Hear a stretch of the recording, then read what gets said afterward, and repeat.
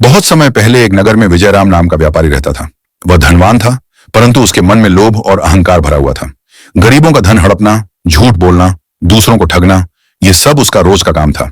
उसे लगता था कि पैसा ही सबसे बड़ा धर्म है। दिन रात वह धन कमाने में डूबा रहता। जब कोई गरीब उसके सामने हाथ फैलाता तो वह हंसकर कहता, मेरे पास सब कुछ है, मुझे किसी ईश्वर या पुण्य की जरूरत नहीं। लेकिन उसे नहीं पता था कि उसके हर पाप का हिसाब चुपचाप लिखा जा रहा है। समय बीतता गया और एक रात जब तीसरा पहर बीत रहा था, अचानक विजयराम की सांसें तेज होने लगी। परिवार वाले घबरा गए, पर कोई उपाय काम न आया। कुछ ही क्षणों में उसकी आंखें स्थिर हो गईं और उसकी आत्मा शरीर से बाहर निकल गई।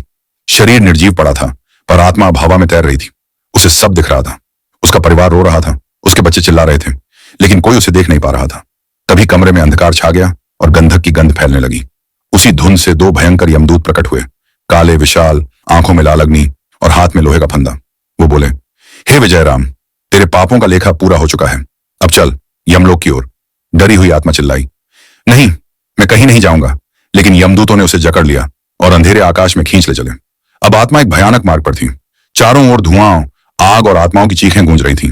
कोई अपने कर्मों पर पछता रहा था, कोई मुक्ति की भीख मांग रहा था। रास्ता पत्थरीला और जलता हुआ था। आत्मा के हर कदम पर दर्द था। आखिर वह यमलोक के द्वार पर पहुंची। सामने विशाल दरबार था। स्वर्ण सिंहासन पर यमराज बैठे थे। उनके पास चित्रगुप्त खड़े थे, हाथ में कर्मों की ग्रंथ लिए हुए। दरबार में शांति थी, पर वह शांति डर से भरी हुई थी। यमराज ने गंभीर स्वर में कहा, चित्रगुप्त, बताओ, इस आत्मा ने क्या किया है? चित्रगुप्त ने अपने ग्रंथ खोले। उसमें विजयराम के हर कर्म चमकने लगे।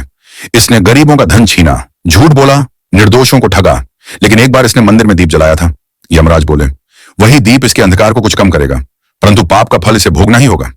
क्षण भर में नरक का द्वार खुला। अंदर से धुआं और आग की लपटें निकली। आत्मा भय से कांप उठी। वह चिल्लाई, प्रभु, मुझे माफ कर दो। पर यमराज की आवाज गूंजी, हर आत्मा अपने कर्मों की दासी है। तूने जो बोया वही काटेगा। नरक में आत्मा ने भयानक यातनाएं झेली। उबलते तेल में गिराया गया, दुष्ट राक्षसों ने चाबुक मारे, अग्नि में झुलसाया गया। हर पीड़ा उसके पापों का फल थी। युगों तक यह यातना चलती रही। फिर एक दिन आत्मा ने सिर झुकाकर कहा, हे प्रभु, अब मैं अपने कर्मों से तृप्त हूं, मुझे क्षमा दो। अब मैं सत्य और धर्म के मार्ग पर चलना चाहता हूं।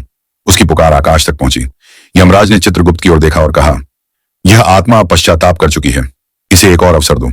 और उसी क्षण आत्मा एक सुनहरी किरण में बदल गई और धरती पर गिर पड़ी। कुछ समय बाद एक गरीब किसान के घर एक बच्चे ने जन्म लिया। वही विजयराम था, अब एक नए जीवन में। इस बार वह धनवान नहीं था, परंतु उसका हृदय शुद्ध था। वह मंदिर में दीप जलाता, भूखों को खाना खिलाता और हर सुबह ईश्वर का नाम लेता। अब उसे समझ आ चुका था, धन नहीं, धर्म साथ जाता है। वर्षों बाद जब उसका जीवन पूर्ण हुआ, वह शांत मन